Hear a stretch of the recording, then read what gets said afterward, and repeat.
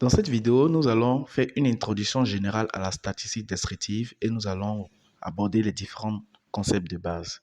Il faut savoir que la statistique est divisée en deux grandes branches. D'une part, la statistique descriptive et d'autre part, la statistique inférentielle. En licence 1 des sciences économiques et de gestion, nous allons nous intéresser à la statistique descriptive. Comment nous pouvons définir la statistique descriptive? Il faut savoir que la statistique descriptive représente l'ensemble des méthodes utilisées pour décrire numériquement et graphiquement une population. C'est-à-dire, nous avons un ensemble de techniques qui va nous permettre de décrire une population. Dans cette définition, nous voyons clairement que la première notion à maîtriser par l'étudiant, c'est la notion de population. Posons-nous la question, qu'est-ce qu'une population? Ce qu'il faut savoir, en statistique, on appelle population un ensemble d'éléments caractérisés par un critère ou une propriété commune sur lequel porte l'étude. Si nous prenons l'ensemble des élèves de la terminale D du lycée 2, la population est représentée par le cercle rouge et un élément est représenté par un élève. L'échantillon représente un sous-ensemble d'une population donnée, ayant les mêmes propriétés que cette dernière. Donc, si nous prenons une population, l'échantillon va représenter une partie, un sous-ensemble. Dans notre exemple, qui porte sur l'ensemble des élèves de la terminale D du lycée 2, notre échantillon est représenté par le cercle en bleu, qui représente une partie de la population. Après les différentes notions de population et d'échantillon, la notion suivante, c'est la notion d'individu ou d'unité statistique. Qu'est-ce qu'un individu ou qu'est-ce qu'une unité statistique? Il faut savoir que l'individu représente l'élément de base constitutif de la population à laquelle il appartient. Il est indivisible et il peut être un animal, un végétal, un humain, un objet, un ordinateur, une maison, etc., etc. Dans notre exemple, ensemble des élèves de la terminale D du lycée 2, l'individu ou l'unité statistique est représenté par l'élément. L'élément ici, c'est un élève. Durant l'étude statistique, nous allons prélever une information sur l'individu. L'information prélevée est appelée caractère ou variable.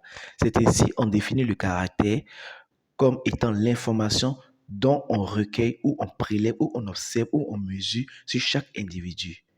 Le caractère, c'est l'objet de l'étude statistique.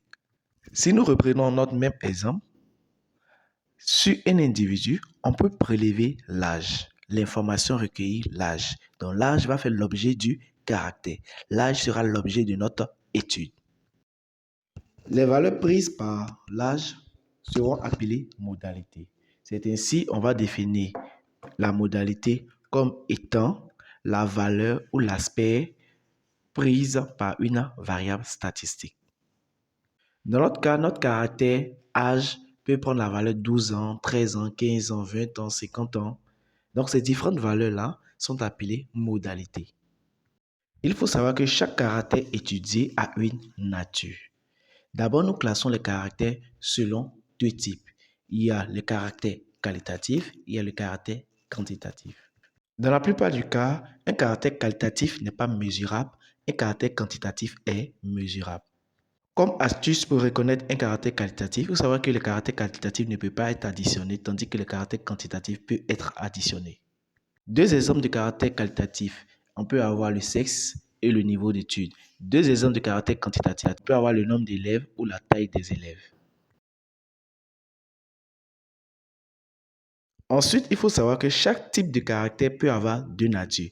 Le caractère qualitatif peut être de nature nominale ou ordinale. Le caractère quantitatif peut être de nature discrète ou continue.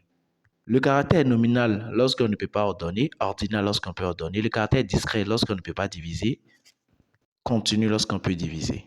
Si nous reprenons la définition de la statistique descriptive, on avait dit que la statistique descriptive représente l'ensemble des méthodes utilisées pour décrire numériquement et graphiquement une population. Dans la suite, nous allons voir que chaque caractère, chaque nature du caractère aura ses représentations graphiques adaptées et aura ses paramètres ou ses indicateurs particuliers. Comme synthèse, qu'est-ce que nous pouvons retenir? On doit retenir que la statistique descriptive est un ensemble de méthodes qui nous permettent de représenter numériquement et graphiquement une population. Et la notion fondamentale est la population. Et la population représente l'ensemble des éléments ayant des propriétés ou des caractéristiques communes sur lesquelles porte l'étude. Et une partie de la population est appelée échantillon. Et un élément constitutif de la population est appelé unité statistique ou individu. Et l'information que nous prélevons sur l'individu ou l'unité statistique est appelée caractère. Et chaque valeur ou aspect prise par le caractère est appelée modalité. Et l'étude d'un caractère se fait en fonction de sa nature. On distingue 4 natures, regroupées en 2 types. Nous avons le type qualitatif, dans lequel nous retrouvons la nature nominale et la nature ordinale. Dans le type quantitatif, nous retrouvons la nature discrète et la nature continue.